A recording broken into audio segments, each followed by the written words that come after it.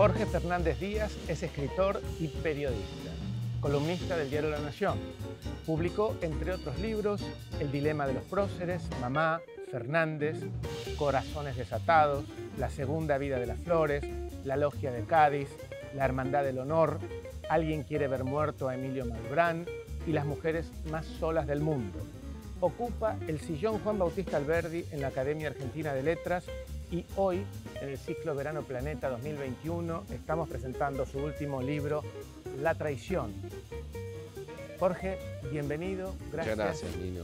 Por estar Un acá placer estar con vos. nuevamente en el ciclo, en este curioso modo de llegar a la gente, ¿no? Nos seguimos acercando los lectores a los autores, que era Sí, el origen del propósito, ¿no? exactamente. Esta sí. vez virtualmente, Un pero ciclo muy querido por mí y siempre tengo la oportunidad de encontrarme con vos a conversar sobre libros y eso es muy interesante. muy realmente. generoso. ¿Cómo has vivido o cómo estás viviendo toda esta situación de la pandemia? ¿Cómo te ha condicionado en tu trabajo, en tu vida social?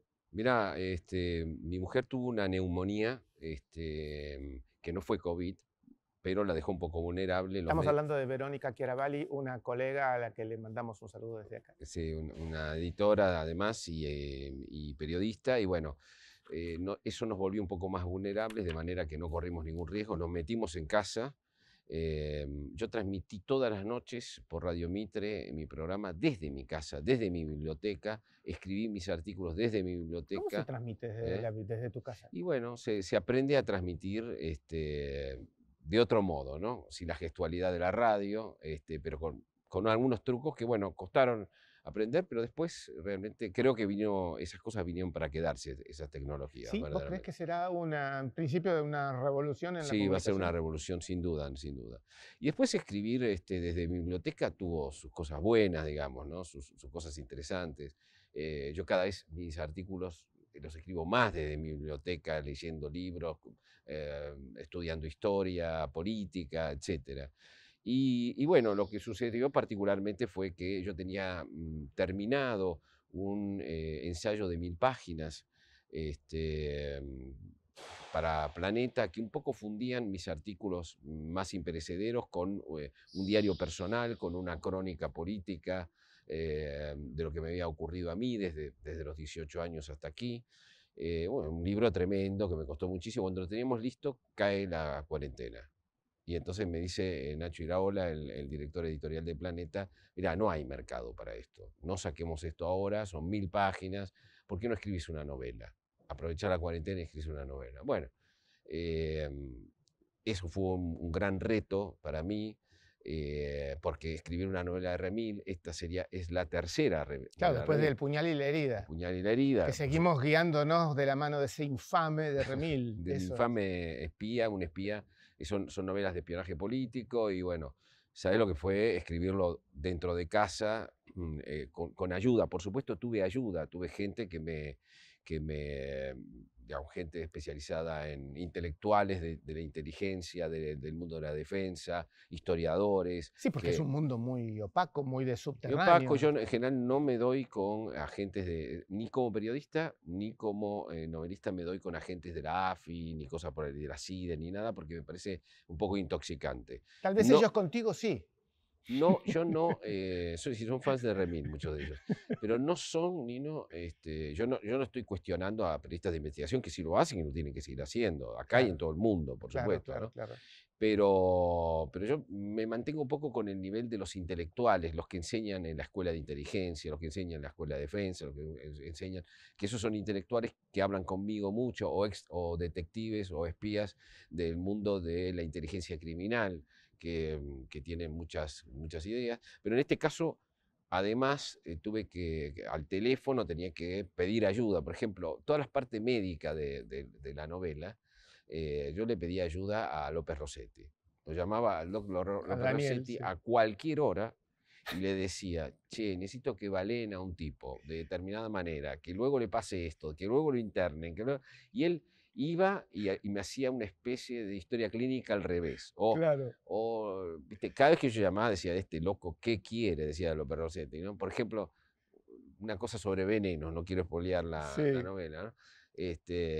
Bueno, pero pará que tengo que estudiar un poco toxicología, bueno, todo fue. Pero Hugo Alconadamón, bueno, las denuncias, cómo deberían ser, eh, o tantos otros que me estoy olvidando en este momento, una lista de amigos que me permitieron desde mi casa saldar algunas deudas o dudas que yo tenía con asuntos en una trama compleja que no se me había ocurrido durante esta cuarentena, que ya venía de antes, que se me ocurrió en París, pero que bueno, tuve que escribirla encerrado, digamos, ¿no? En 7 meses.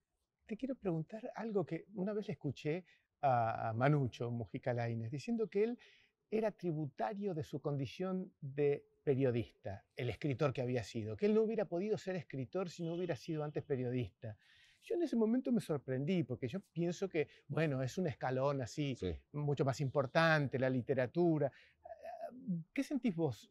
¿Sos tributario? ¿Le debes algo a tu condición de periodista, el escritor que sos hoy? Yo era escritor, digamos, desde antes de ser periodista, y de hecho entré al periodismo como si fuera a una bohemia, ¿no? A una especie de bohemia literaria donde se hablaban, ¿no? Esas viejas redacciones que vos también conociste y que fueron toda una escuela Una en escuela. sí misma, ¿no?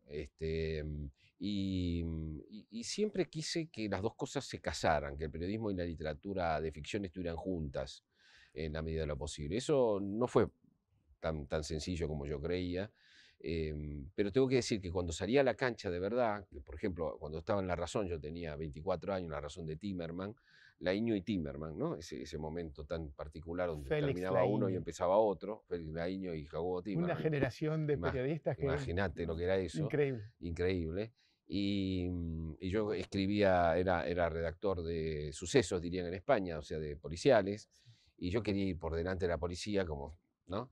E investigar y qué sé yo. Y bueno, ahí empezaron una primera experiencia que es que nosotros sabíamos, Nino, muchas cosas de la mafia del fútbol, de la mafia, de la industria de los secuestros extorsivos, que en ese momento estaba en auge, y de Sí, otros muchos temas, que no se pueden publicar. que no se podían publicar. Se Entonces, supone, dicen, ¿no? Que el periodista publica el 20% de lo que sabe. por eso. Entonces, a mí siempre la ficción me dije, bueno, ¿por qué no contar lo que sabemos? Pues no podemos probar. Bueno, pero lo puedo contar como novela.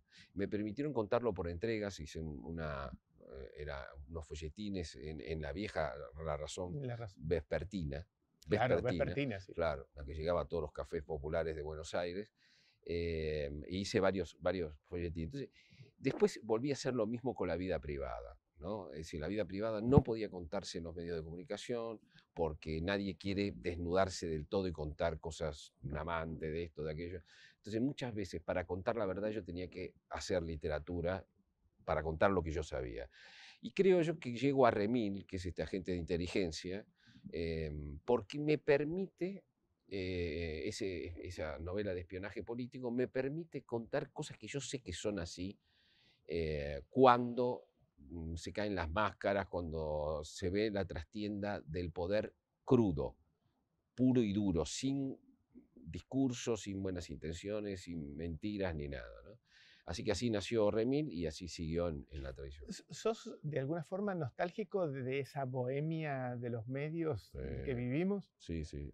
Yo no extraño trabajar en las redacciones después de. Este año cumplo 40 años, ¿no? En el periodismo.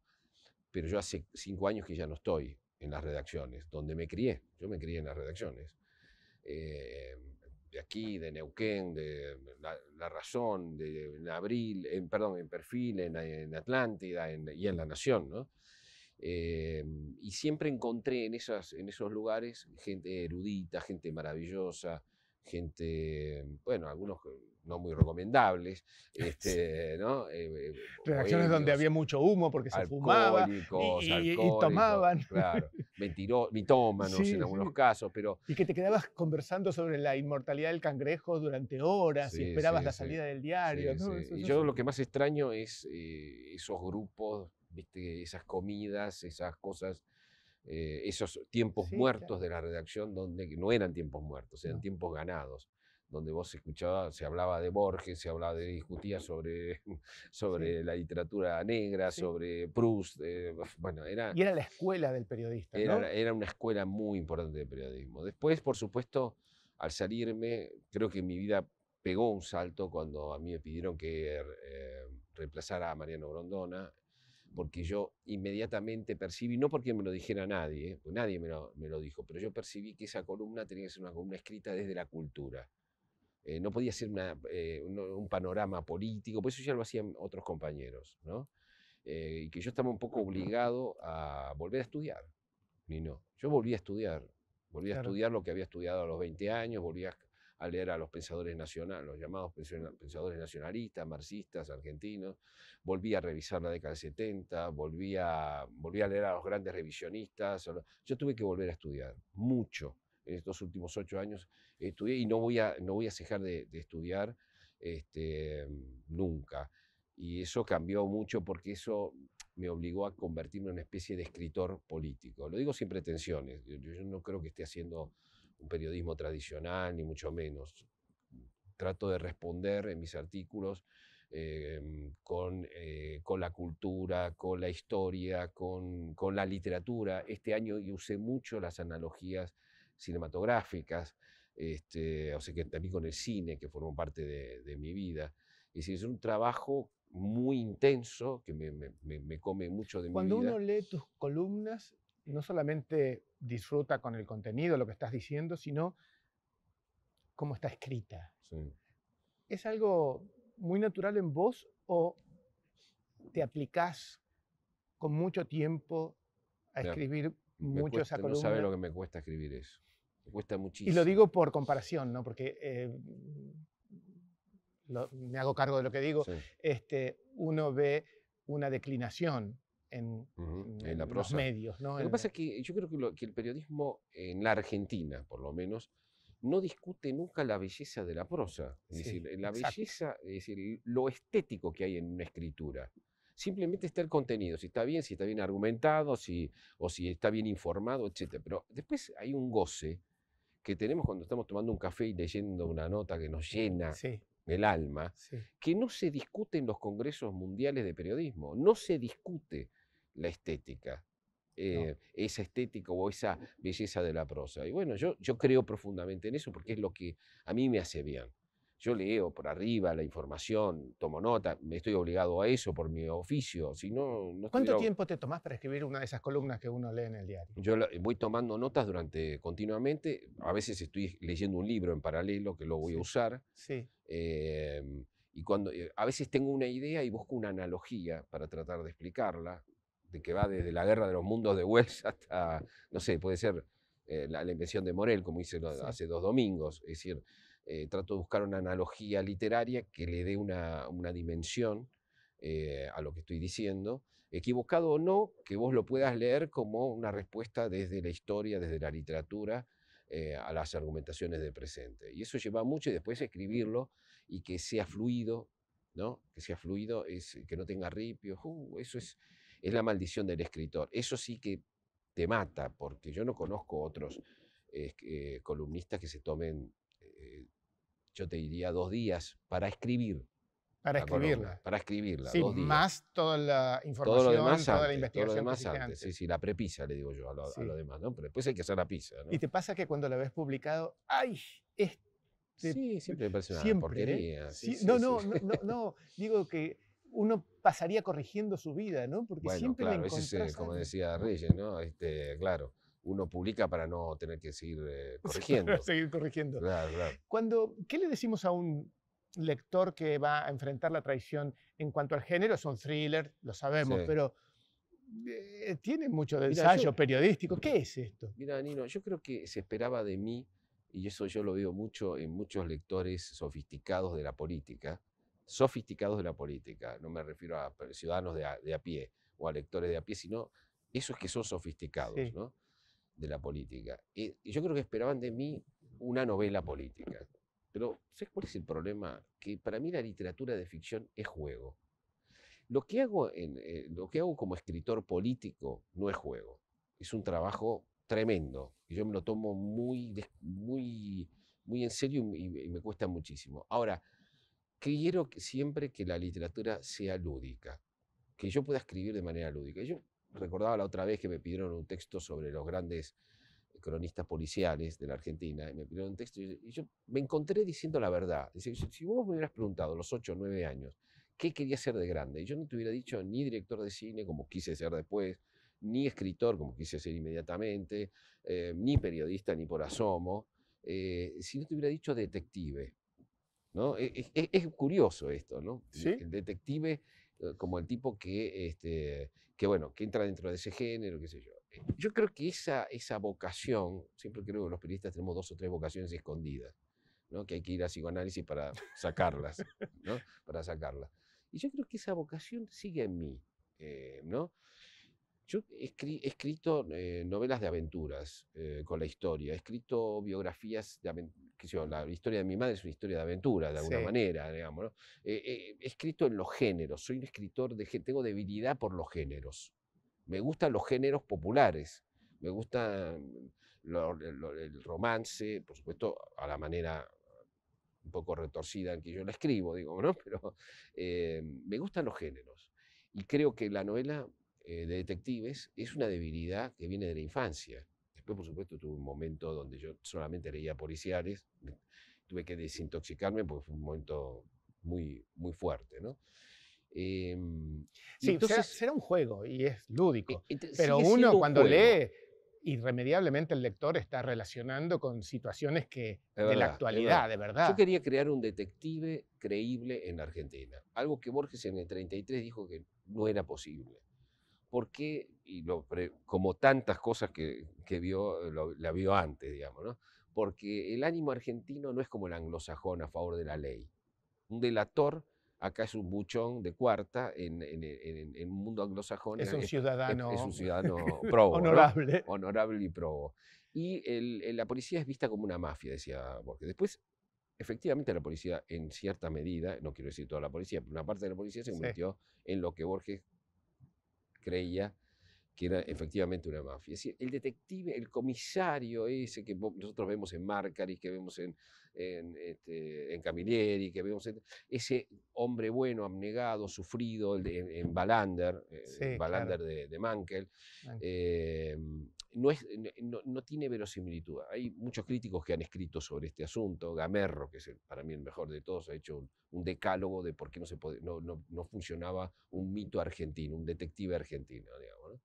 Entonces, en una búsqueda del detective argentino, después de haber fallado varias veces, yo encuentro un espía que es un espía, un detective, que es en realidad un criminal de Estado. Y yo digo, yo creo que un criminal de Estado me lo vas a creer, ¿no? Si sos un lector. Es decir, un espía que por supuesto en la Argentina significa espiar la política y hacer chanchullos en la política.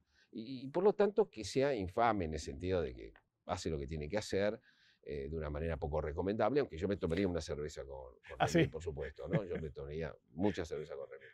Eh, y me parece a mí que el gran orgullo, Nino, porque hemos hablado varias veces y hemos presentado juntos tanto el puñal, la herida, y Sí. ahora estamos presentando la traición, el gran orgullo es que voy a un lugar y me dicen, Remil tal cosa, Remil tal otra, o ¿por qué Remil tal otra? O llego a España y entro en el país de Madrid y toda la cúpula del diario son fans de Remil. Eh, o sea, se convierte, ¿Qué te produce eso es cuando vos has impresionante. escrito eso y resulta que intervenís Me en el siento el pibe espíritu de de la 8 gente? años, el pibe de Claro, 8 años que quería eso ser un debe ser detective. increíble. Por lo tanto, a ver, esta no es una novela, por eso te digo que muchos dicen, no, esta es una novela política de Fernández Díaz. No, no, es una novela de detectives sobre la política. Ahora, ¿por qué es verosímil? Y Por lo que vos preguntás. Es verosímil porque, porque, digamos, el mundo remil es una realidad virtual. Pero es una realidad virtual, es decir, no es la realidad, pero es una realidad tremendamente parecida y equivalente, donde suceden cosas, un terreno donde suceden cosas que nosotros sabemos que suceden, ¿eh? Siempre dentro de un género. Ese género quiere decir persecución, suspenso. ahora, ¿cómo se instala afuera? Porque eso que estás pintando, como decía García Márquez, en Latinoamérica es más fácil hacerles creer una fantasía, pero tiene repercusiones fuera, donde la realidad es distinta, Sí. porque estas cosas son más creíbles entre nosotros, ¿no? Claro, porque Nino, uno se podría preguntar, ¿es tan frondosa y escandalosa la realidad política argentina, y hay tanto desastre, escándalo, quilombo, todo el tiempo, que uno dice, ¿qué vas a necesitar hacer además, crear una realidad virtual Sí. donde si nunca vas a poder superar la No, realidad? claro. Bueno, en cierta medida es cierto. Lo que pasa es que cuando vos entras en esta realidad virtual, vos sentís que muchas cosas que viste o estuvieron cerca tuyo están explicadas desde atrás. Y están explicadas en su intimidad y en su interrelación. Entonces me parece que en ese sentido funciona.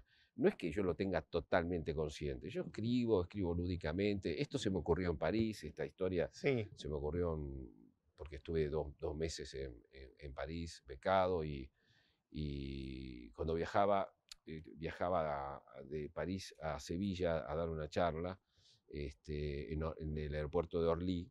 Yo digo, se me ocurre esa pregunta que se me ocurre siempre en un thriller político. Yo creo que voy a hablar de alguien que no me gusta a mí, que es Tom Clancy.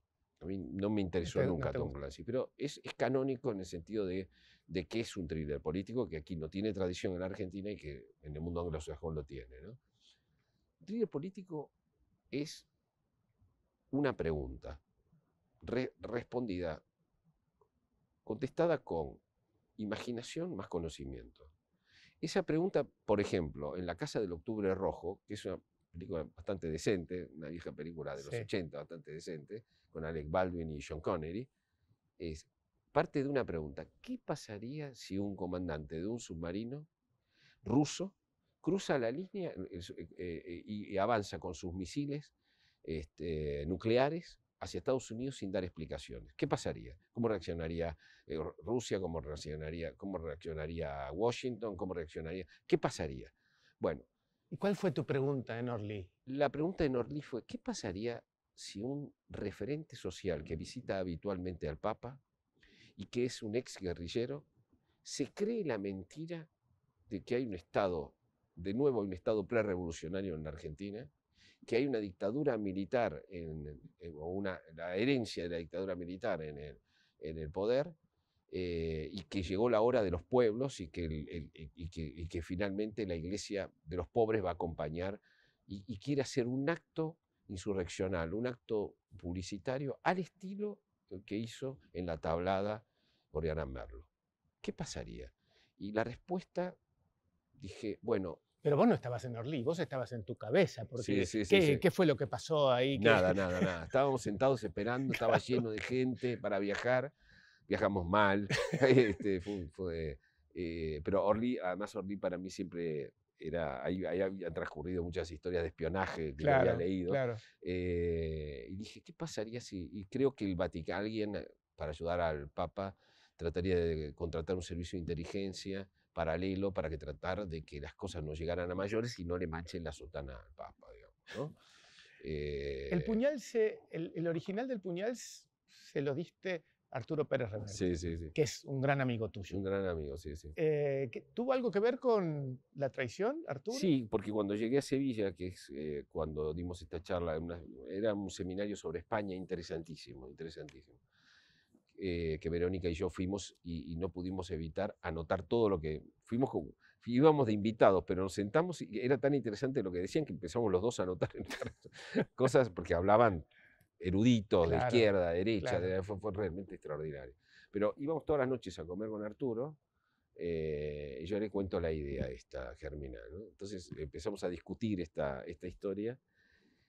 Y después yo me di cuenta junto a esta historia estaba necesariamente un friso de progresistas que habían dejado de ser progresistas porque habían aceptado que la corrupción estaba bien, que se plegaban a estrategias autoritarias, setentistas que creían, porque aquí hubo una gran glorificación del setentismo, de Montonero, principalmente de Montoneros, ¿no? De Arp también, pero principalmente de Montoneros.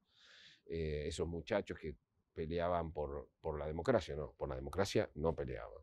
Vamos a empezar por ahí, no peleaban por la democracia, peleaban por una dictadura del proletariado o dictadura popular según si eras más nacionalista o más Claro. guevarista en ese momento, digamos, ¿no? Es decir, hay una especie de adulteración y de juego irresponsable y de enajenación creado ¿no? De que estaban bajo una dictadura, que había condiciones revolucionarias, digamos, que se metían presos corruptos porque estaban en un revanchismo estilo la Revolución Libertadora. Todo mentira, todo era virtual. Eso sí que era un juego virtual, pero bueno, alguien podía tomárselo en serio, ¿no? Así que decidí ampliar el asunto y armar un friso con todo ese mundo, los 70, las falsedades, y meterlo, por supuesto, no es de buenos y malos, siempre es de malos y peores, y meter una guerra de servicios, es decir, bueno, lo que es la tradición, ¿no? El problema es que esta novela, al revés, tiene dos características que no tenían las anteriores. Primero, transcurre en la pura actualidad, en un andarivel de actualidad periodística. Arturo me llamó alguna vez mientras yo la estaba escribiendo y le digo, mira, esto es así lo que estoy haciendo. Es como si vos escribís una novela donde un miembro de Podemos está manejando los servicios de inteligencia y decide pinchar los teléfonos al país de Madrid. Y está dicho en estos términos y pasa en estos términos. Dice, es la actualidad caliente, no es que es un gueto como el narcotráfico, la narcopolítica en el Puñal, o como un feudo provincial o patagónico en...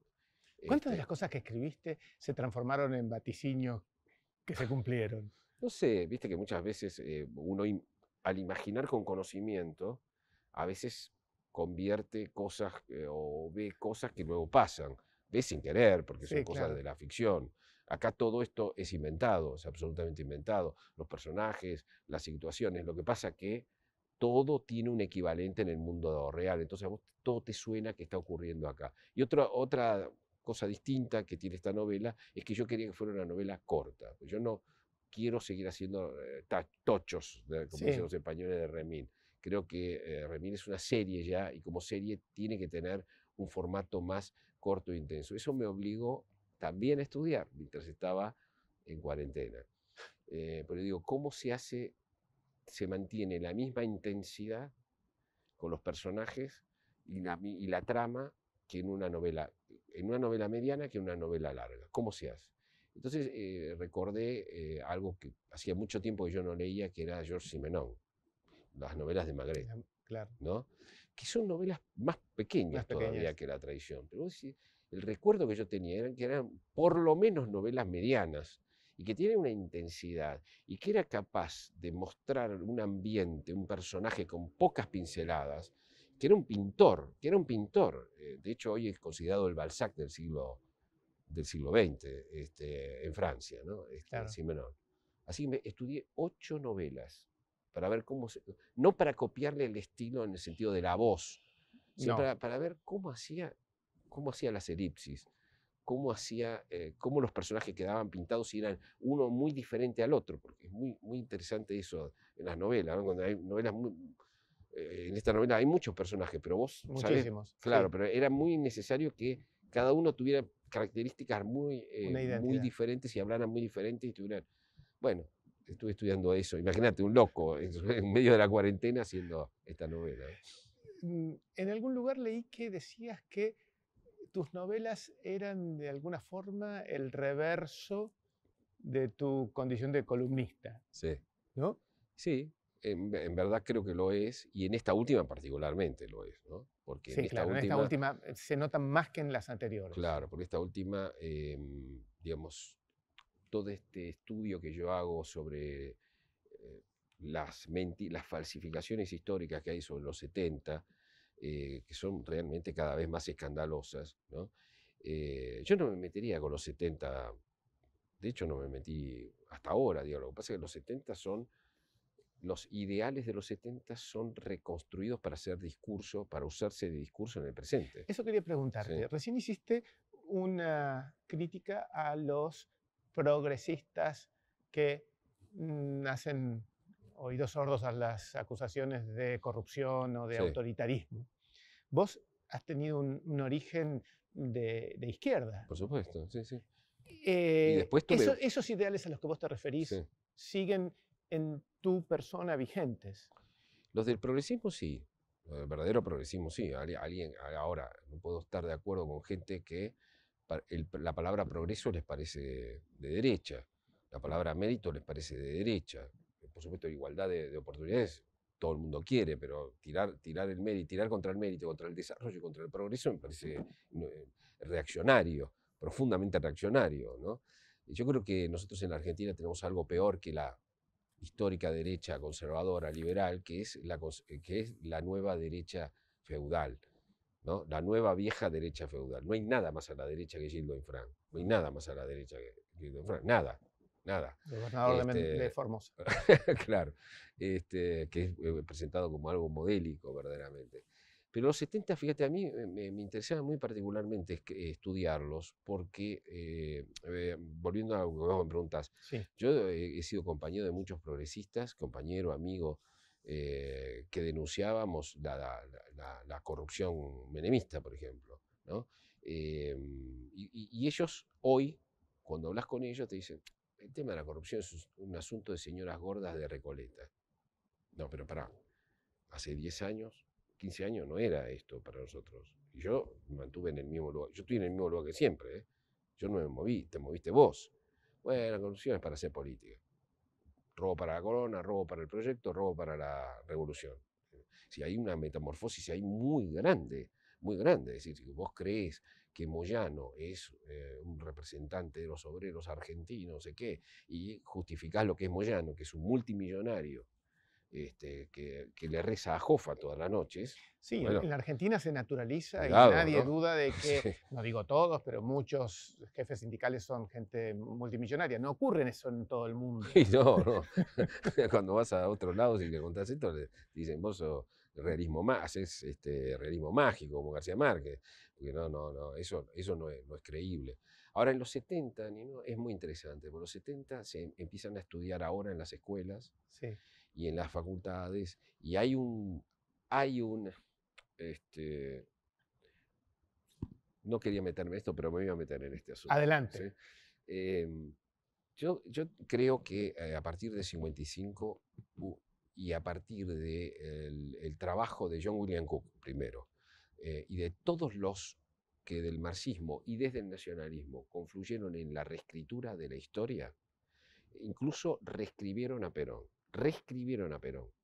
No es que Perón dominaba el asunto, le reescribieron las cosas. Por ejemplo, la idea de un socialismo nacional se la tuvieron que implantar a Perón. Puigros se la tuvo que pedir a Perón. Perón no le interesaba nada, ni el revisionismo, él quería estar por encima de todos, lógicamente, ¿no? Ahí podríamos irnos, pero no nos vamos a ir por la rama. Lo que yo te digo es esto, que el marxismo y el nacionalismo reescribieron a Perón a su manera, con grandes conflictos y grandes mentiras y grandes falsificaciones. Y luego, la postdictadura, también hubo un relato, siempre por etapas, que primero lo hicieron algunos, después lo hicieron otros, finalmente lo institucionaliza todo ese gran relato completo del 55, desde John William Cook hasta hoy, diríamos hasta Berbisky, ¿no? Todo este relato lo institucionaliza el kirchnerismo, desde el Estado, y con las facultades, y entonces es un modo de pensar. Ese modo de pensar es pensar el mundo, es un modo de pensar, está lleno de supersticiones, de reglas, de enemigos, de un montón de cosas.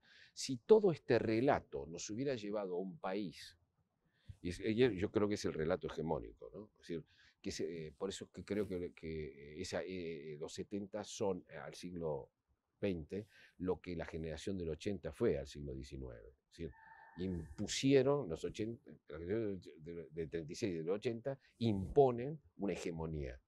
Y estos imponen una contrahegemonía, ¿no? Por eso es que a mí me parece importante desmontar las dos hegemonías, ¿no? Los grandes historiadores profesionales en el 83, con la llegada de Alfonsín, llegaron a la conclusión, Hilda Sábato, muchos, bueno, integremos, la historia es revisionistas más liberales, no liberales, ¿no? Claro. Integremos. Bueno, yo lo que creo que ahora hay un relato grande, enorme, que llega a la literatura también, que llega a la literatura, y que ese relato es una cárcel mental. Nosotros no podemos desarrollarnos porque vivimos esa enorme superstición Que nadie puede sacar los pies del plato. Claro, y además que atraviesa las clases medias, las burguesías ilustradas, atraviesa todo, digamos, ¿no? Es un gran relato, es un relato extraordinario, y yo tengo enorme respeto por esos escritores, porque han reescrito, ojo, han reescrito la historia, me saco el sombrero. Ahora, considero una obligación discutir esa. No hay, los setentistas siempre son buenos en las novelas argentinas, en términos generales, digo, no, hay excepciones. Los progresistas, todos nos consideramos progresistas, entonces son buenos. Los malos son los ricos, los buenos son los pobres. Es decir, hay una serie de categorías muy burdas, pero que están de hecho en la cultura argentina y específicamente en las novelas. Por eso un amigo, lo puedo decir porque Gonzalo Garcés, que es también un gran escritor, dice, pero esto es gravísimo, porque es una novela popular donde por primera vez se cuestiona a las vacas sagradas. No se las cuestiona, porque sigue siendo una novela de detective, no jodamos, no estoy haciendo un tratado acá.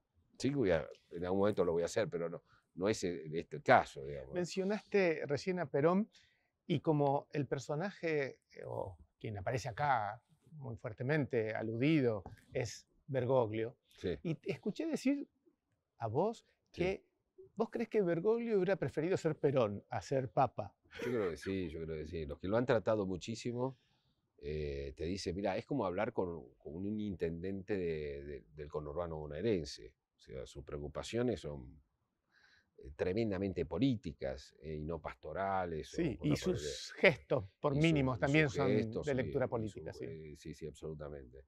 No, yo lo elijo porque él fue, digamos, él quiere escabullir un poco el bulto, pero él es el que de alguna manera convence a los dos peronismos de ir juntos, eh, pone toda una cúpula nueva en la iglesia que le responde, que son todos partidarios, están al borde de hacer lo que siempre dijeron que lo iban a hacer, que es política partidaria, al borde, y muchas veces pasa al borde, ¿no? Desborda.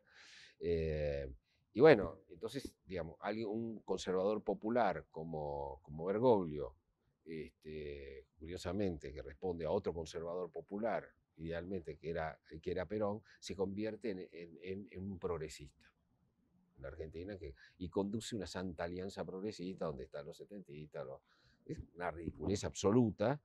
Es lo que vos llamás la nueva Santa La Alianza. nueva Santa Alianza, sí, yo la quise poner acá pero te digo, a ver, el propio Bergoglio es el inventor, digamos, es el que compra el lawfare, la teoría del lawfare, como dice prestigiosísimos constitucionalistas, es un disparate, es un verdadero disparate jurídico y político. Bueno, entonces, digamos, me pareció un personaje, ya estaba, ¿te acordás? En La Herida, En La ¿no? Herida, Donde sí. se le había perdido pero menos implicado políticamente. Siempre es un fantasma, porque no es que aparece Bergoglio, ¿no? Pero sí aparece algún personaje que están cerca de él, ¿no? ¿Has tenido repercusiones ya que te han llegado, devoluciones de los lectores? Devoluciones sí, sí, Y devoluciones, pero no, todavía no la Iglesia Argentina, ¿qué dijo? No sabes. no sé nada. Bueno, contame. Tampoco, a ver, tampoco me quiero meter con la Iglesia Argentina. En la Iglesia Argentina yo conozco un montón de cuadros del catolicismo, curas que están horrorizados por las cosas que hacen los bergoglistas. Claro. ¿No? No lo pueden creer. Y tienen un miedo bárbaro, ¿no? Seguro. Si es una cosa, te mandan a Mozambique. Sí. Además, ¿no? es la única monarquía absoluta que existe sobre la Claro, tierra. absolutamente. ¿no? Ya para ir finalizando, Jorge, Remil, Sí.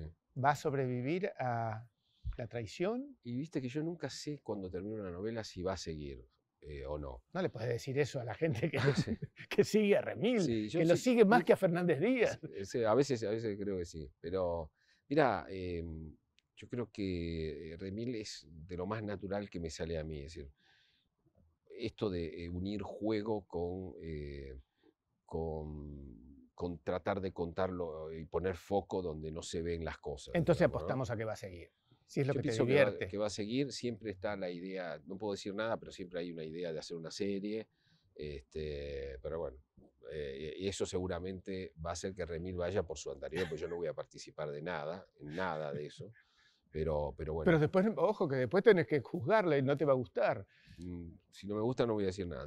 Bueno, Jorge, muchas gracias. Gracias a vos. En Nino, serio, muchas siempre un gracias a vos. placer como siempre. tener estas charlas contigo. Como siempre, gracias. Gracias. Bueno. Y nosotros volvemos a vernos en la próxima entrega del ciclo Verano Planeta 2021. Gracias. ¿Estás, jóvenes? ¿Salió? Muy bien. Salió. Bueno, buenísimo.